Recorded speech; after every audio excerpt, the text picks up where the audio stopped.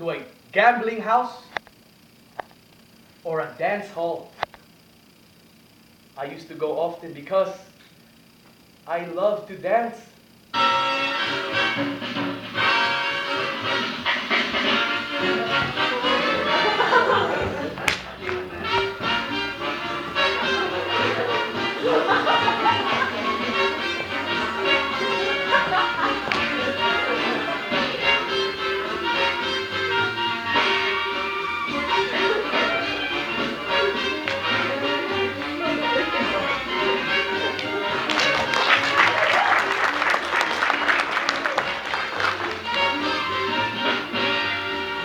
After a while, it became too loud.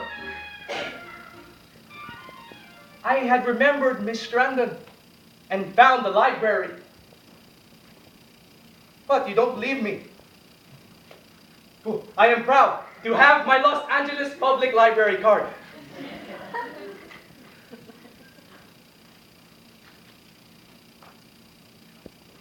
Silence.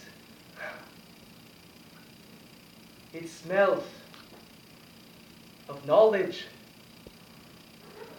I was sitting in a library in Lompong when I overheard two Pinoys talking about going to a Landstrom cafe.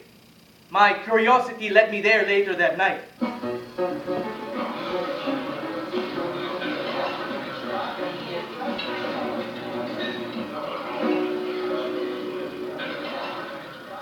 There's a Filipino smoking a cigar, spitting like a big man into a box on the floor. I notice him walk to the back where there are more people gambling and cursing. I decide to go and follow.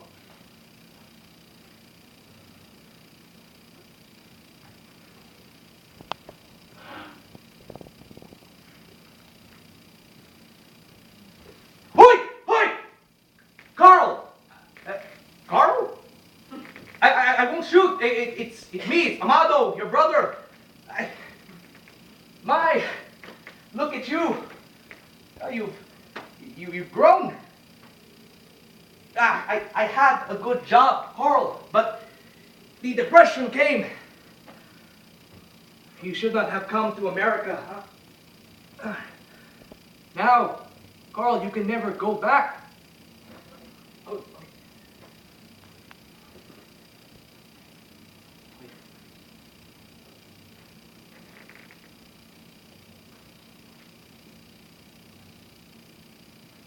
Prohibition. Amado put money in my pocket when he realized I was not going to stay and work with him. So, I left for Los Angeles. He called me Carl. I was in a pool room on Vermont Avenue when I overheard and saw two policemen shoot a Filipino in the back. As I was quickly leaving the restaurant, Macario entered. Hoi, Carl! A scene of a crime is not a good place to be. Let's get out of here. Stay with me at my place in the hotel on Broadway Street. We will find work together. There are many rich people here, Carl, on Wilshire. We will walk on opposite sides of the street. We will knock on every single door of every single house and ask them if the rugs need to be cleaned. When they say yes, roll up your sleeves and your pants. Roll up your sleeves and your pants. Take the rugs one by one and beat the rugs as hard as you can with the broom that they give you. Go! After we finished cleaning the rugs, we went to one of the houses to get paid. When the man paid with coins, Manong Macario complained. 50 cents. 50 cents for 8 hours. 8 hours of work. What more do you want from me, you brown monkey? My educated brother is just another brown monkey in America. We have to come from a different angle, Carl. An angle where they don't necessarily see our brown skin, yet still hear us. The pen is mightier than the fist. We will fight through with our words. We will publish our very own magazine called The New Tide. Right. To write? It's as if I had never heard of that word before. Manong Macario's words ignited a fire inside of me. The pen became my sword and the paper my shield.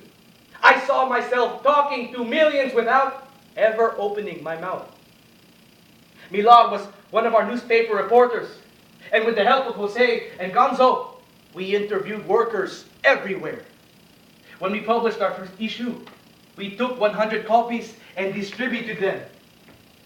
Mga kababayan! Mga kababayan! Workers of the field! Our stories are in these papers. Read them. Talk about our struggle. And be sure to read it aloud to those who do not have the luxury to do so, because they too are a part of our movement. The publication of the New Tide strengthened the Filipino Workers Association and the UCA PAWA, the United Cannery, Agricultural, Packing, and Allied Workers of America. Word got around. So of course, retaliation was inevitable. So I met with Jose and other labor leaders in San Francisco to set out a plan. Look, special committees have been formed in the state legislature and in Congress to have migratory workers regimented. They are trying to dismantle our unionism by telling lies. Only if our kababayans in the rural and urban areas stick together, we can then unite with our Mexican brothers to plan an all-out statewide strike.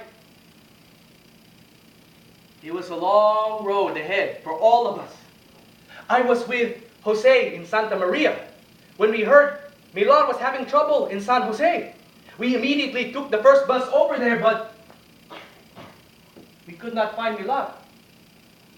It was then when we realized that our plight was no longer just a Filipino issue, but a labor issue. Hermanos! Hermanos! I come here before you today to tell you what is going on. If we do not unite, you will be at the mercy of your employers. It is not happening only in the lettuce field, but everywhere else. There is no other choice but to strike. With Jose's Spanish translation, they listened and they heard. By the end, only 50 men remained to work in the fields, and the rest joined us. That night, I was with Jose and Milagro at the back room of a restaurant preparing a leaflet when 5 white men entered the room. It was too late.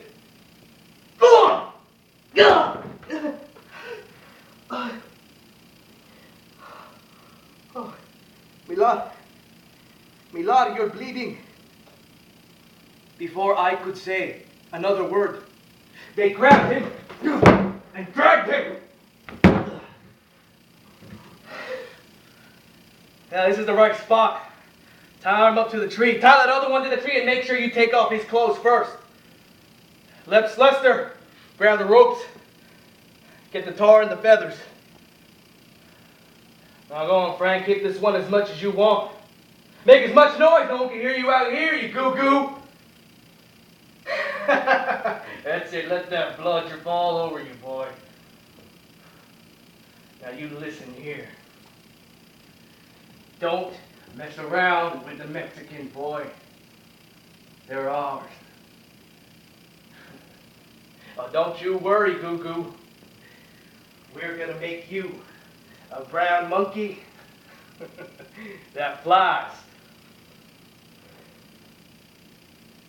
Then they turned and did the same to me.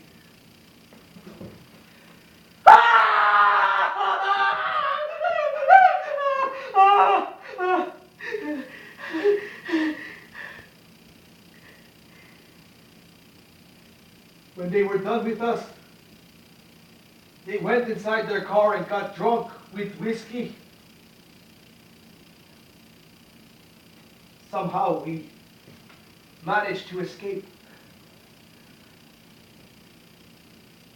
Don't stare, anak. The 3 of us had to go our separate ways.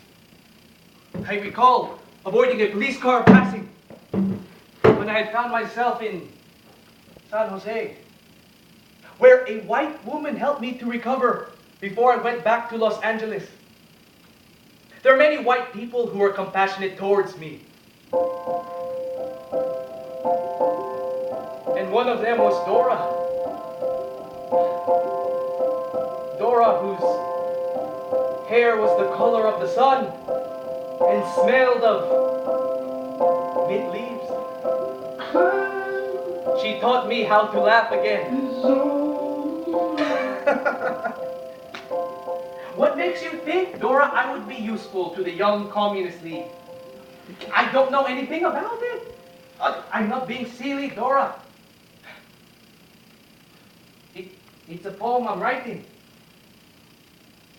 It's not finished yet. All right. All right.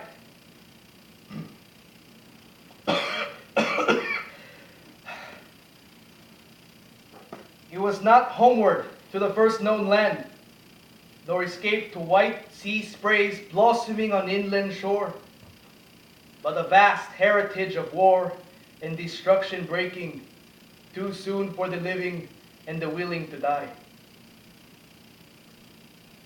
Really? Oh, you like it? I haven't thought of a title yet. Any ideas? I'm using the metaphor of a body to describe a landscape. Landscape with figures.